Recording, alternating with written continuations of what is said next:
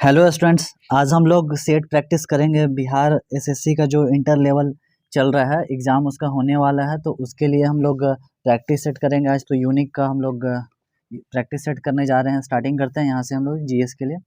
तो देखो, एक क्वेश्चन ये है, इसमें हम लोग टोटल 50 क्वेश्चन करेंगे, ठीक है। तो अभी फिलहाल हम लोग जीएस का कर रहे हैं, तो देखते हैं कि क्या क्या क्वेश्चन पूछ सकता है। तो महात्मा गांधी ने किस वर्ष किसानों के समर्थन में गुजरात के खेड़ा जिले में एक सत्याग्रह आयोजन किया था?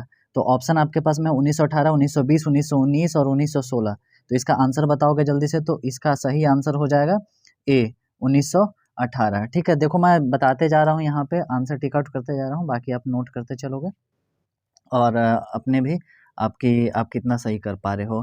फिर नेक्स्ट क्वेश्चन है कि वर्ली चित्रकला भारत के किस राज्य की लोक चित्रकला है, ठीक ना। तो ये बताओगे जल्दी से। तो इसका सही आंसर हो जाएगा, क्या हो जाएगा इसका? ऑप्शन है मणिपुर, महाराष्ट्र, मिजोरम और कर्नाटक। तो इसका आंसर हो जाएगा महाराष्ट्र, ठीक है। नेक्स्ट क्वेश्चन की ओर हम लोग चलें कि थर्ड नंबर क्वेश्चन क्या है कि विश्व की समस्त जनसंख्या के सापेक्ष हमारा देश की जनसंख्या लगभग कितनी प्रतिशत है? ठीक है, तो जल्दी से बताओगे। तो इसका आंसर हो जाएगा 17.5। ठीक है, क्या होगा? 17.5 हो जाएगा।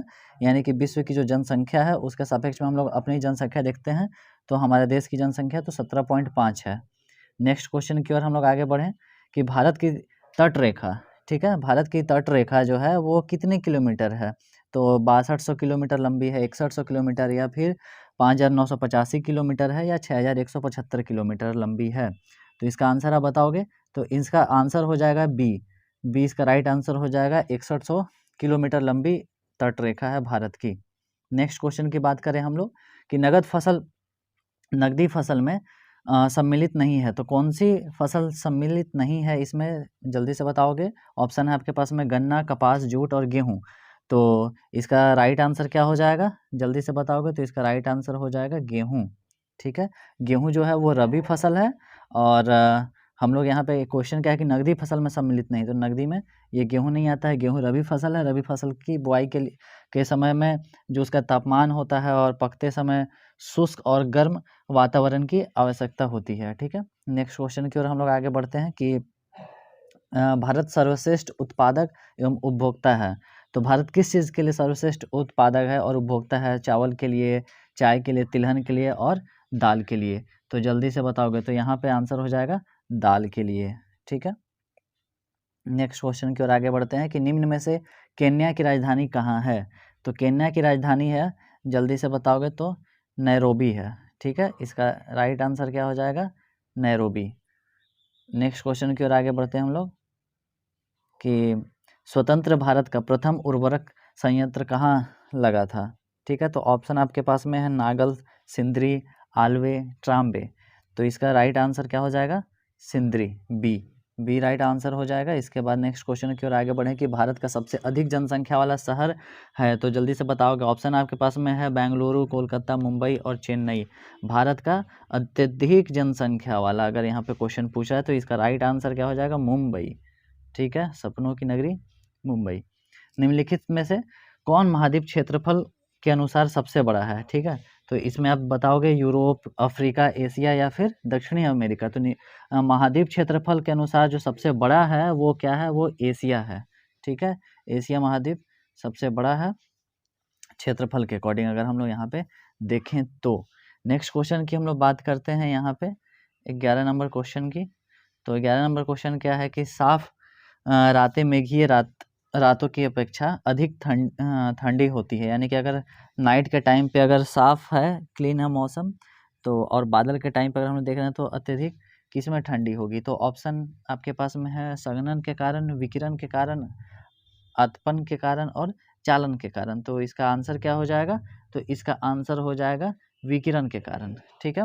विकिरण के कारण क्या होता है कि जो मेघीय रात में पृथ्वी का जो तापमान होता है वो परिवर्तित होकर पुनः पृथ्वी पर लौट आता है और वायुमंडल गर्म बना रहता है। जबकि साफ रात में क्या होता है कि अगर मौसम पूरा क्लीन है तो विकिरण के चलते पृथ्वी की जो ऊष्मा उत्सर्जित होती है वो अंतरिक्ष में चली जाती है, जिससे कि पूरा मौसम भी क्लीन रहता है, तो इस वजह से ठंडी रातें होती है, ठीक है। नेक्स्ट क्वेश्चन की ओर हम लोग आगे बढ़ते हैं। यहाँ पे क्वेश्चन नंबर 12 कि 7 पहाड़ियों का शहर किसे कहा जाता है? ऑप्शन आपके पास में है रोम, काठमांडू, बैंकॉक और न्यूयॉर्क। तो इसका जो राइट आंसर हो जाएगा वो क्या हो जाएगा, रोम। तो 7 पहाड़ियों का शहर रोम को कहा जाता है। ठीक है, याद रखोगे, आता है एग्जाम में ये क्वेश्चन कि 7 पहाड़ियों का शहर किसे कहा जाता है। नेक्स्ट क्वेश्चन है कि निम्नलिखित औद्योगिक कस्बों में कौन छोटा नागपुर के पठार पर स्थित है। तो ये आपके पास में ऑप्शन है, आपके पास में भिलाई, रांची, आसनसोल और दुर्गापुर। जल्दी से बताओगे इसका राइट आंसर क्या हो जाएगा। तो इसका राइट आंसर हो जाएगा छोटा नागपुर के पठार कहाँ स्थित हैं, तो ये झारखंड में है, तो इसका आंसर हो जाएगा रांची। ठीक है, नेक्स्ट क्वेश्चन की ओर आगे बढ़ते हैं हम लोग कि दामोदर नदी निकलती है, कहाँ से निकलती है। ऑप्शन आपके पास में है तिब्बत से, छोटा नागपुर से, नैनीताल के पास से, सोमेश्वर पहाड़ी से। तो इसका राइट आंसर क्या हो जाएगा, इसका राइट आंसर हो जाएगा छोटा नागपुर से। नेक्स्ट क्वेश्चन की ओर हम लोग आगे बढ़े हैं, यहाँ पे क्वेश्चन नंबर 15 की ओर। तो यहाँ पे देखोगे कि पूर्वी समुद्रों की स्वामिनी का नाम है, तो क्या नाम है इसका। आपके पास में ऑप्शन है श्रीलंका, पाकिस्तान, म्यांमार और भारत। तो 15 का आंसर क्या हो जाएगा, तो 15 का आंसर हो जाएगा डी, भारत। ठीक है, नेक्स्ट क्वेश्चन की ओर हम लोग आगे बढ़ते हैं। टोटल देखो 50 क्वेश्चन है, तो इसलिए हम लोग को थोड़ा जल्दी जल्दी चलना होगा। नेक्स्ट क्वेश्चन है कि भारतीय संविधान को अपनाया गया था। आपके पास में ऑप्शन है संवैधानिक सभा द्वारा, ब्रिटिश संसद द्वारा, गवर्नर जनरल द्वारा और भारतीय संसद द्वारा। तो इसका आंसर क्या होगा, भारतीय संविधान को कैसे अपनाया गया था, तो संवैधानिक सभा द्वारा, यानी कि ऑप्शन आपका ए हो जाएगा, राइट आंसर ए हो जाएगा। ठीक है, नेक्स्ट क्वेश्चन की ओर हम लोग आगे बढ़ते हैं कि भारत में लौकिक सार्वभौमिकता है क्योंकि संविधान की प्रस्तावना आरंभ होती है। देखो संविधान से कुछ ना कुछ क्वेश्चन तो 2-3 क्वेश्चन तो बनते ही बनते हैं, तो ये क्वेश्चन का आंसर क्या होगा, तो इस क्वेश्चन का आंसर हो जाएगा डी, हम भारत के लोग शब्द से। ठीक है, नेक्स्ट क्वेश्चन की ओर हम लोग आगे बढ़े, क्वेश्चन नंबर 18 की ओर कि कोई वित्तीय बिल प्रस्तावित हो सकता है, तो कैसे प्रस्तावित हो सकता है। तो ऑप्शन आपके पास में है केवल राज्यसभा में, केवल लोकसभा में, एक साथ दोनों सदन में, या दोनों सदन के संयुक्त सत्र में। तो इसका आंसर क्या हो जाएगा, तो इसका आंसर हो जाएगा कि केवल लोकसभा में। तो कोई भी वित्तीय बिल है वो कैसे पास होता है, तो भारतीय संविधान के अनुच्छेद 109 के अनुसार धन विधेयक केवल लोकसभा में प्रस्तुत किया जा सकता है। ठीक है, तो इसका राइट आंसर क्या हो जाएगा, बी हो जाएगा राइट आंसर। नेक्स्ट क्वेश्चन की ओर हम लोग आगे बढ़े कि भारतीय नागरिक के मौलिक अधिकारों का वर्णन है। तो भारतीय नागरिक के मौलिक अधिकार का वर्णन किन चीज़ों में है, तो किस में है, तो संविधान के अनुच्छेद 12 से 35 तक में, संविधान के अनुच्छेद 13 से 36 तक में है, या फिर आपके पास में ऑप्शन है कि संविधान के अनुच्छेद 15 से 39 और संविधान अनुच्छेद के 16 से 40। तो देखो इसका आंसर मैं आपको बता दूं जल्दी से कि भारतीय नागरिक के मौलिक अधिकार का जब वर्णन की बात करेंगे हम लोग, तो ये आपका 12 से 35, अनुच्छेद 12 से 35 के अंदर में आता है। ठीक है, जो कि भाग 3 में है। अब ये बताओगे आप कमेंट में कि टोटल कितने भाग हैं संविधान के। ठीक है, नेक्स्ट क्वेश्चन की ओर हम लोग आगे बढ़े, क्वेश्चन नंबर 20 की ओर की पंचायती राज विषय है। पंचायती राज जो है वो किस चीज़ का विषय है। ऑप्शन आपके पास में समवर्ती सूची पर, केंद्रीय सूची पर, राज्य की सूची पर और शेषाधिकार सूची पर। तो इसका जो राइट आंसर हो जाएगा वो राज्य की सूची पर है। ठीक है, तो इसका आंसर है भारतीय संविधान की 7वीं जो अनुसूची के अंतर्गत उल्लेखित राज्य की सूची जो है विषय है संख्या 5 में स्थानीय स्वशासन संबंधी विषय वर्णित करती है। ठीक है, नेक्स्ट क्वेश्चन की ओर हम लोग आगे बढ़ते हैं कि भारतीय संविधान। ठीक है, नेक्स्ट क्वेश्चन की ओर हम लोग आगे बढ़ते हैं कि भारतीय संविधान में निम्नलिखित अनुच्छेद में से कौन सा अनुच्छेद राज्य की सरकार को ग्राम पंचायत को संगठित करने का निर्देश देता है। तो इसका राइट आंसर क्या हो जाएगा, अनुच्छेद 40।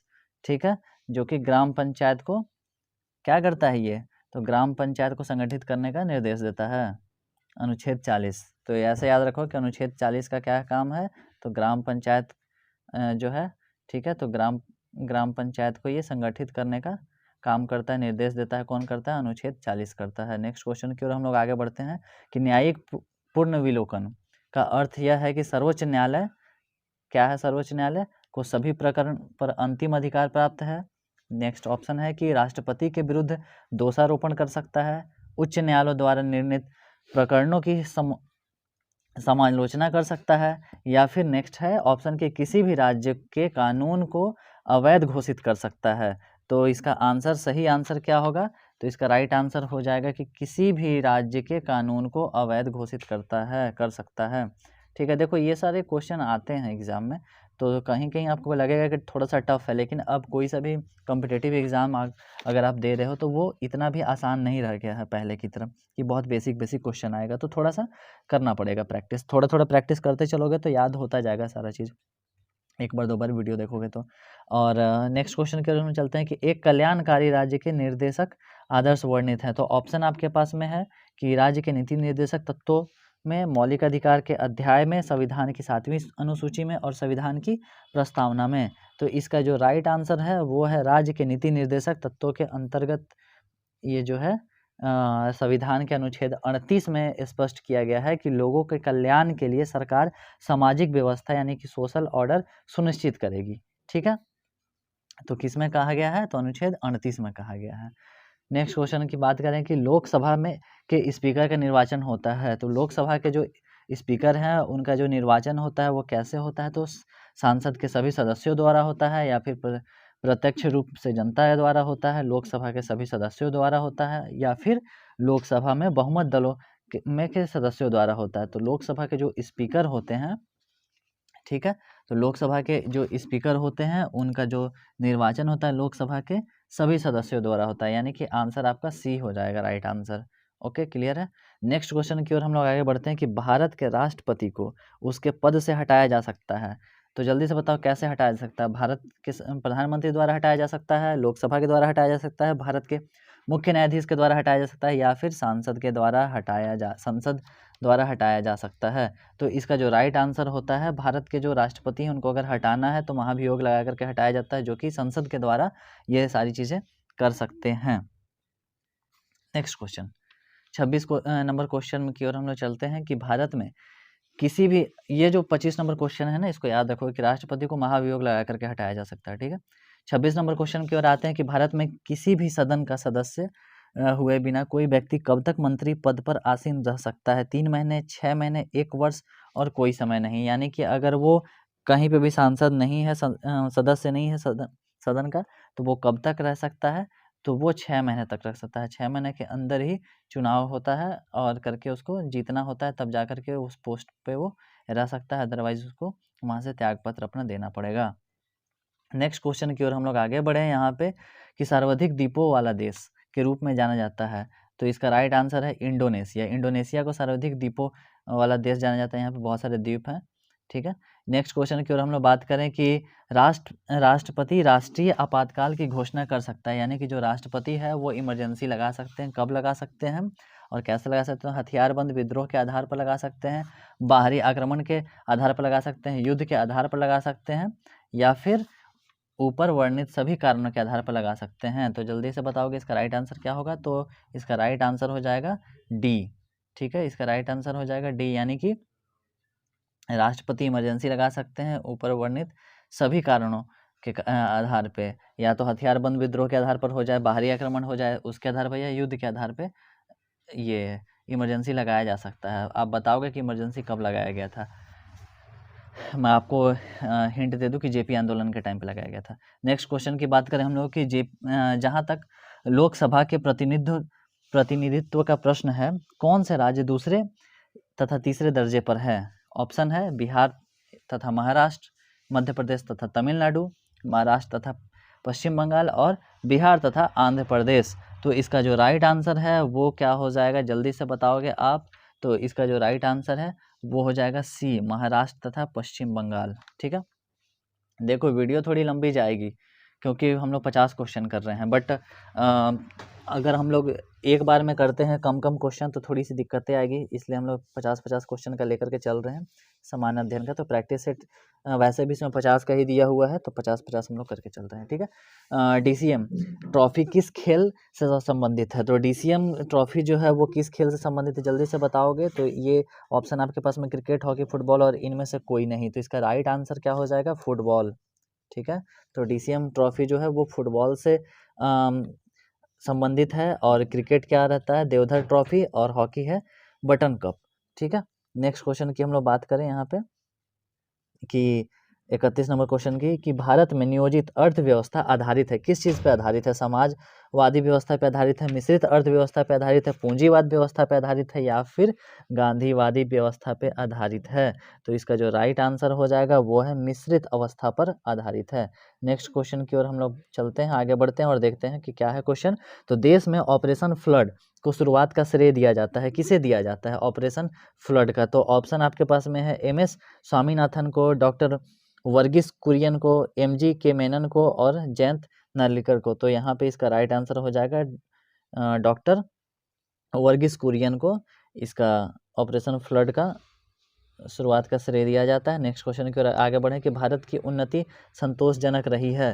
तो भारत की जो उन्नति है संतोषजनक रही है, ऑप्शन आपके पास में है कि कुल राष्ट्रीय उत्पादन में बढ़ोतरी के संबंध में, और नेक्स्ट क्वेश्चन है बेरोजगारी में कमी के संबंध में, तो आंसर है, और तीसरा है प्रति व्यक्ति आय के संबंध में, और चौथा ऑप्शन आपके पास में क्या है असमानता के में कमी के आधार पर। तो इसका जो राइट आंसर हो जाएगा वो इसका ए ही हो जाएगा कि कुल राष्ट्रीय उत्पादन में बढ़ोतरी के संबंध में भारत की जो उन्नति है वो संतोषजनक रही है। नेक्स्ट क्वेश्चन की बात करें हम लोग कि संयुक्त राष्ट्र संघ का मुख्यालय कहाँ पर स्थित है?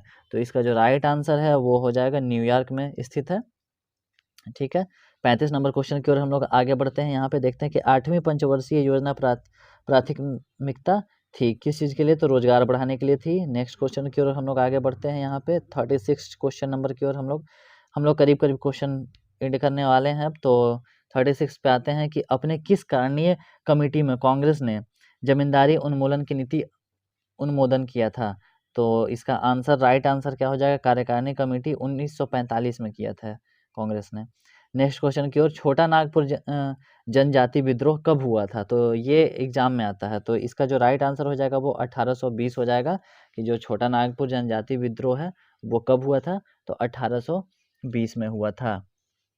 और कहाँ पे हुआ था ये, किस एरिया में हुआ था? तो ये अच्छा अभी मैंने थोड़ा देर पहले बताया छोटा नागपुर कहाँ है, तो ये छोटा नागपुर झारखंड में है, तो यानी कि झारखंड के किसी डिस्ट्रिक्ट में हुआ होगा। तो ये हुआ है सिंहभूम में हुआ है, पलामू में हुआ था, हजारीबाग आदि क्षेत्रों में व्यापक रूप से ये फैला था। ठीक है, नेक्स्ट क्वेश्चन की ओर हम लोग अगर आगे बढ़ते हैं तो यहाँ पे देखते हैं, ये याद रखोगे छोटा नागपुर से कुछ ना कुछ क्वेश्चन रहता है पहाड़ी के रिलेटेड। छोटा नागपुर की पहाड़ी कहाँ है, पठार कहाँ है, ये क्वेश्चन रहता है।